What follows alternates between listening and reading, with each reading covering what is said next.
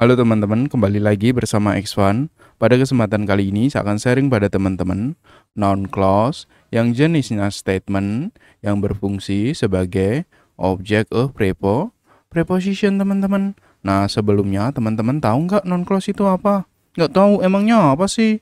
Noun clause adalah anak kalimat atau dependent clause atau subclause yang difungsikan sebagai noun. Jadi noun clause ini memiliki fungsi yang sama dengan noun teman-teman.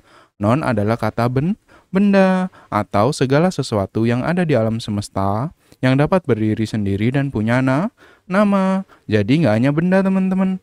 Bahkan love, cinta, happiness, kebahagiaan itu juga masuk dalam noun teman-teman. Walaupun tidak kelihatannya karena dia dapat berdiri sendiri dan punya nama.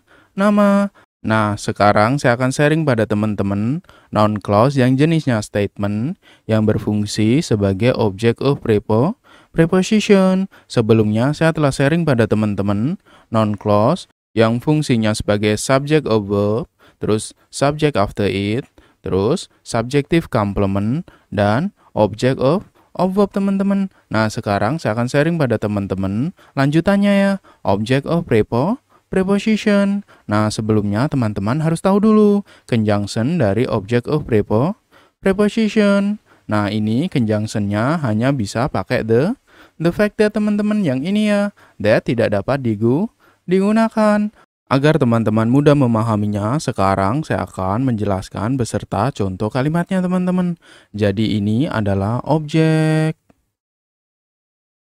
of preposition, saya singkat ya teman-teman. Nah, ini memiliki pola preposition atau kata depan ya teman-teman, plus object of preposition. Nah, object of preposition kali ini yang digunakan adalah noun clause teman-teman, karena kita sedang membahas noun clause. Nah, sebenarnya objek dari preposition atau kata depan ada apa aja teman-teman? Masih ingat nggak? Iya, masih ingat. Apa aja coba?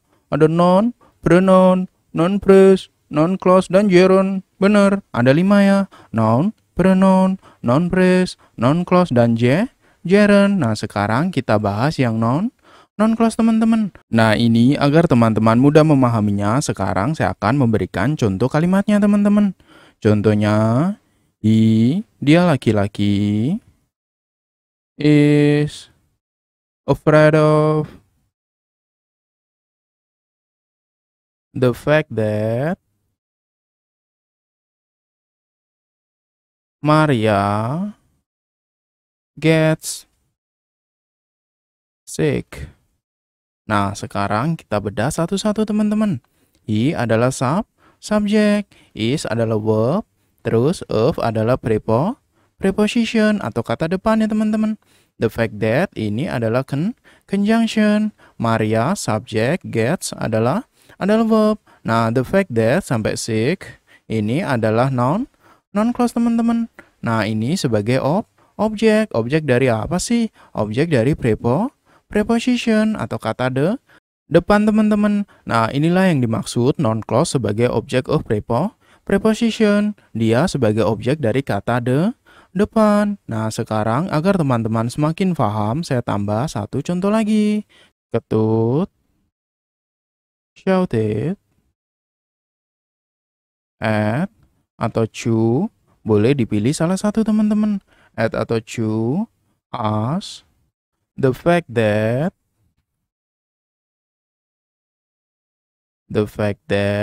terus lanjutannya we, kita, should. Lanjutannya saya taruh bawahnya teman-teman, karena nggak muat ya. Call the police.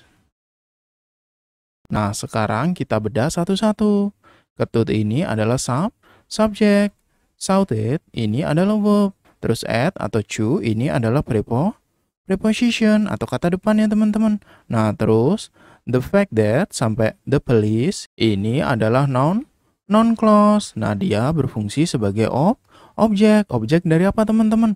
Objek dari preposition. Benar, dia berfungsi sebagai object of preposition. Nah, gimana teman-teman, mengerti kan? Iya, sekarang saya sudah mengerti.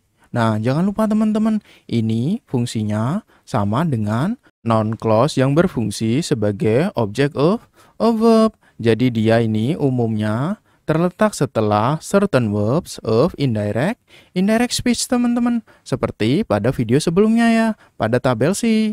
Tabel C. Teman-teman, jika tidak tahu tabel C, silakan teman-teman menonton pada video sebelumnya. Dan ini juga umumnya terletak setelah certain verbs of mental activity and others ya teman-teman. Nah, ini ada pada tabel D. Ini juga terletak pada video sebelumnya teman-teman, tabelnya ya. Teman-teman silakan menonton. Jadi kesimpulannya teman-teman, noun clause yang berfungsi sebagai object of preposition atau objek dari kata depan, ini umumnya terletak setelah certain verbs of indirect speech. Ada pada tabel C ya teman-teman. Juga umumnya terletak setelah certain verbs of mental activity and others. Ini ada pada tabel D. Teman-teman silakan menonton pada video sebelumnya. Nah, gimana teman-teman? Sekarang sudah paham kan noun clause yang berfungsi sebagai object of preposition? Iya, sekarang saya sudah paham. Bagus, karena teman-teman sudah paham noun clause yang berfungsi sebagai object of preposition. Berikutnya saya akan sharing pada teman-teman noun clause yang jenisnya statement yang berfungsi sebagai a positive pada video berikutnya.